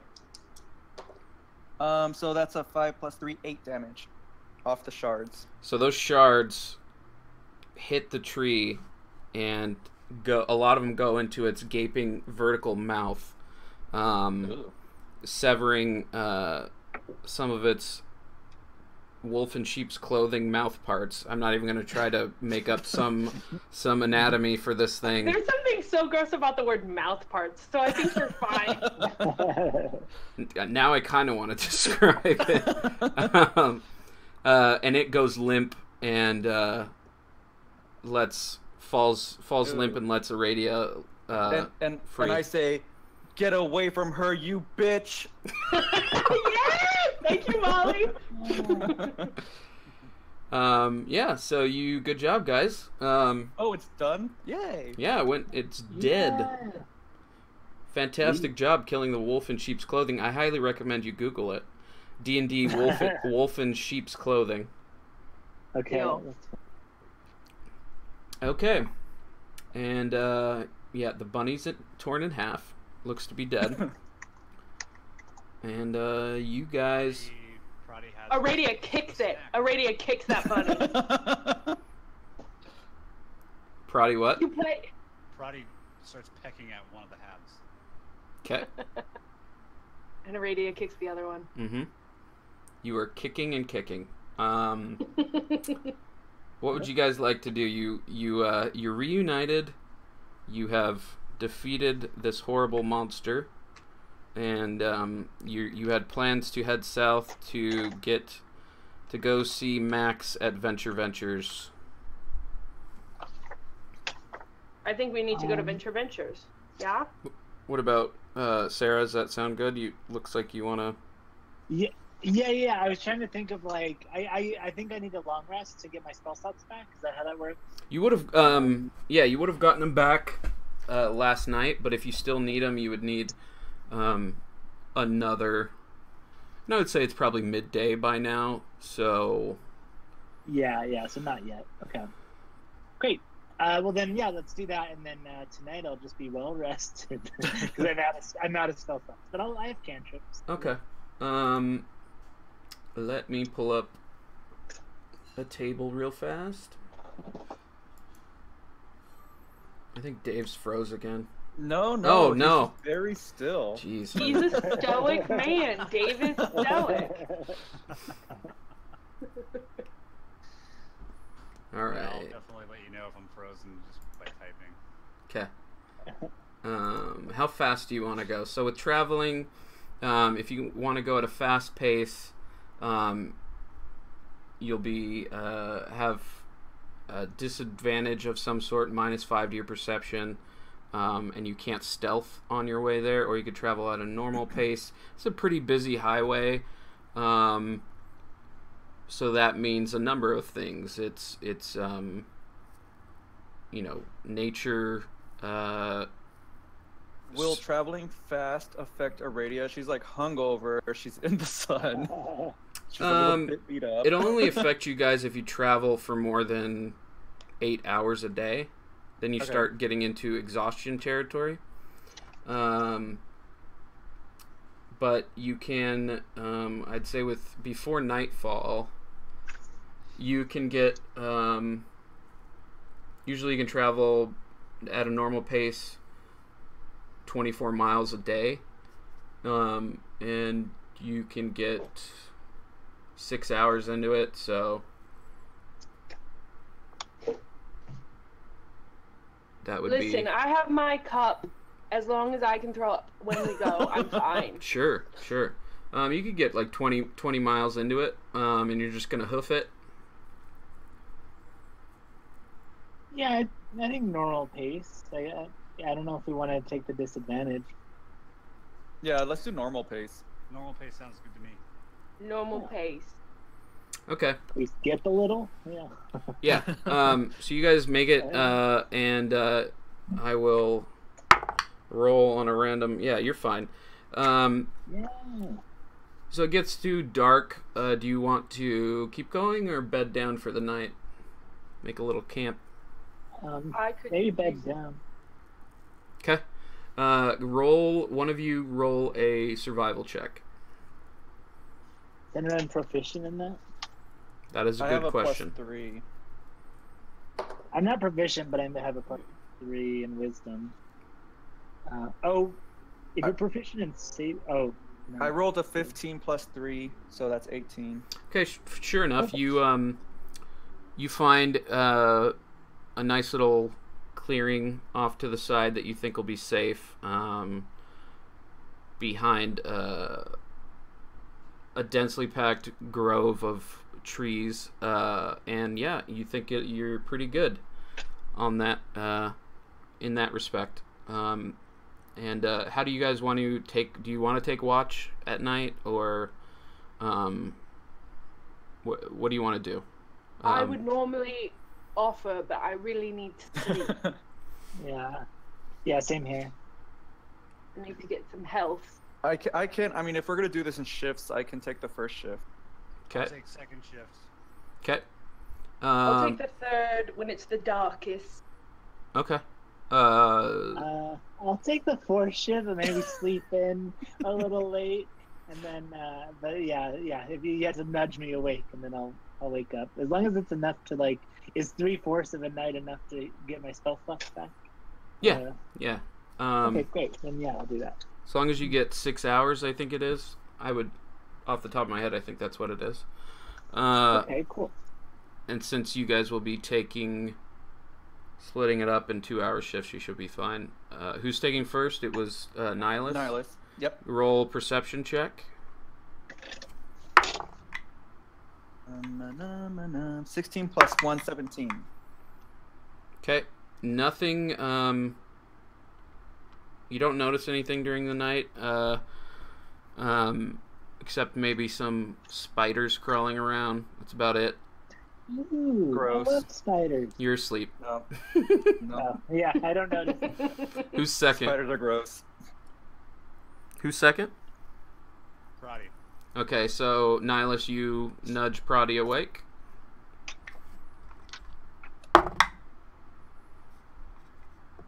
What'd you get, Dave? I got a 9. Plus, I think it's +2 for perception for me. Okay. Yeah, same thing. You think Nihilus picked a camp with a lot of bugs around, but you don't notice anything that's actually dangerous or interesting. Who's next? Me. Me? Sarah? Oh, wait, no. No. I'm fourth, sorry. You're fourth. I think Aradia's health and status is affecting Catherine. Roll perception, Catherine. 19. Thank God. Hold on 1 second. Oh, 19 plus. Where's my perception? No, When you she talk, wasn't you should. blessed. No. Thanks for reminding me. I can't find. Where's my perception? Sorry, I'm looking for it. There it is. +4. Oh, I'm great. 23. Yeah.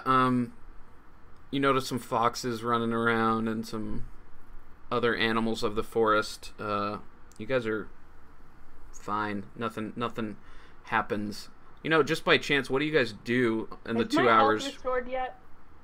By the morning, it'll be fine. What do you guys pass? How are you passing the time during your shifts? I like to take my rod and I spin it on the ground, like spin the bottle style, and then I'm just kind of playing like fuck, marry, kill with my group, just in a playful way, and I just spin it. And What are the results? yeah.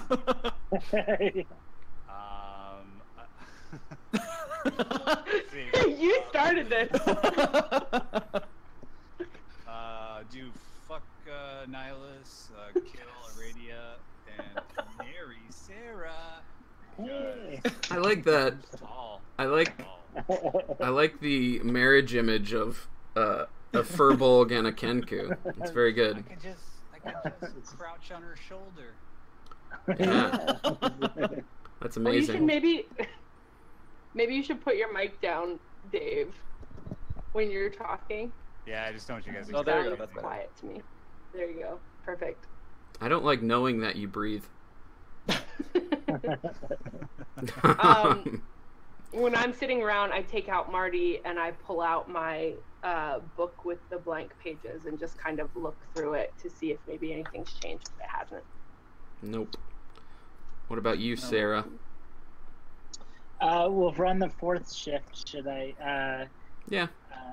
Do I need to roll perception? Yes. Okay, let's see. Okay, 19. So yeah, and yeah. If, are there any brass braziers nearby? Probably not. No. We're in the woods. Then I think about how great it would be to if I could cast Find Familiar, but I can't. So, can I try to make poison or something with like? Well, I don't know if I have any. Can I look for herbs around the camp or like the spiders? Yeah.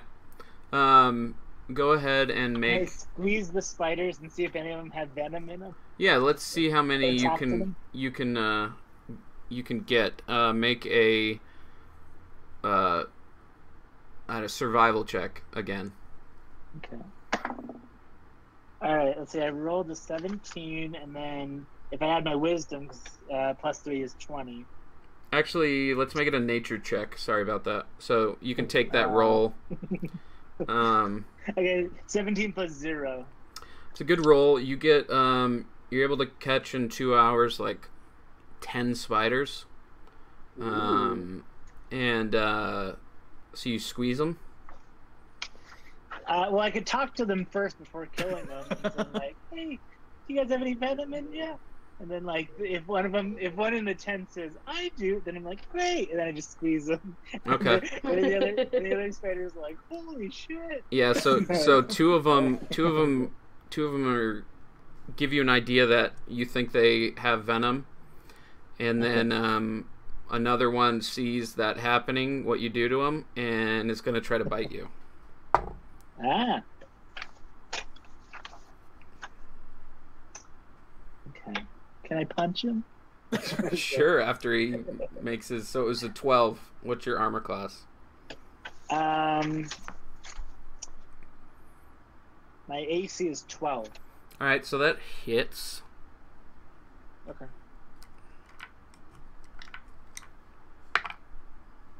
So that's three poison damage. I don't know if you have any advantage or anything like that on your poison stuff. Not yet. I think I get immune to poison, but not until later. Okay. All right. So yeah, the spider bites you, and I assume you kill it. I won't make you roll for it, but Yeah. So so I'll take 3 hit points damage, and then I kill it. So I'm down to 11 hit points. and And then can I extract the poison into a vial? What without me looking at the DMG, what does a Dungeon Master's Guide say about poison? Yeah, so you can craft it. Let's see, crafting and harvesting poison. Let's see. A character can attempt to harvest poison. Okay. The harvesting requires 1d6 minutes, followed by a DC 20 intelligence nature check. Proficiency with the poisoner's kit applies to this check if the character doesn't have proficiency in nature. So I do have a poisoner's kit proficiency. Okay. I think So as part of my class. yeah, at So I roll a d20. then add proficiency I for. got 12, and I add. What do I add? Well, it's a DC 20. You said. A DC 20 intelligence nature check or poison kit. Yeah. Okay. What does that mean? So you're not able to get a pure enough sample from the spiders, but you can roll again for the next spider. Just do 2, roll d20 twice, and we'll see if you can get... Oh, I'm trying to get more than 20, you're saying. Okay, I rolled a 13, but do I add anything? Your proficiency bonus and any... You said you have 0 nature bonus, right? Well, but poison... Yeah, that's why I said the proficiency bonus. What, okay. Isn't the... Oh, so is that 2? 2? Yeah. Okay, so 13 plus 2 is 15, and then I'll roll a third time. 8 plus 2 is 10. Okay. Yeah, they're a little too small, and you might have smashed them too much between your fingers. Okay. Yeah. Okay. So unfortunately not. But your watch passes without a problem. Okay. And everyone comes to consciousness. Yeah. And the day begins. You guys want to make food or eat your rations and just head on? We don't have to role play that, but... I had a nice half of a bunny, so I'm good. Right on. I cried into my cup. You probably felt a lot better during the nighttime, obviously being out of the sun and time passing. Cup, right? The tears are unrelated to the way that I physically feel. Okay. Sure. Is it because you had no one to cuddle last night? That's part of it, you know? You're not on a huge bed anymore. Yeah. Yeah, okay, let me just... You guys make your way, and you pass various caravans of families, and what you think might be soldiers or mercenaries. Yeah, and you make it to another night, and I think we will call it a little bit early there, and we'll probably just start in or just outside of Anista next week. What do you guys think? Sounds good. Sounds Like good. it. Yeah. Let me turn on this AC. Yeah. Thank you guys for doing that. Keeping it off. I know it's a hellish heat we're dealing with. But thanks for coming, and I hope you guys had fun. I hope everybody who watches this in the future has fun with watching us. So, yeah, thank you. We'll be back next week, 4 p.m. Pacific. Venture Ventures, twitch.tv/ventureventures. See ya. Should we each give our tags real quick? Yeah, No, if you fine. want. Okay, bye. Really? Catherine. At Catherine, not IRL. Really giving the hard sell. I will never stop. Yeah. You're like Sarah selling her wares. Yeah. Exactly. Anybody else? Was that it? Okay, bye. We're offline. I'm at D-Rod 3. We're offline. Okay. I mean, Well, the fire- I'll check out your Twitter. But- you can, yeah. But I have all your Twitters on the Venture Ventures page on Twitch, so if they look underneath the video, they see your Twitter handles. Oh, cool. Great. Thank you. I Yeah. think I might just use my webcam mic next time, and just try to use just regular headphones. These are USB headphones, so they like make you use when you plug them in. It like goes to this mic. I So it's see. kind of annoying. It's like I don't want you guys to hear me breathing. Sure. I mean- think that last part was fine. Yeah, once it was like Oh, Yeah, that's when here. it's like here. Yeah, as long as you keep it up above your nose, I think it's fine. No, a little lower. Yeah. Two. I can hear your boogers, so Yep. And we're good. Thanks, guys, for coming.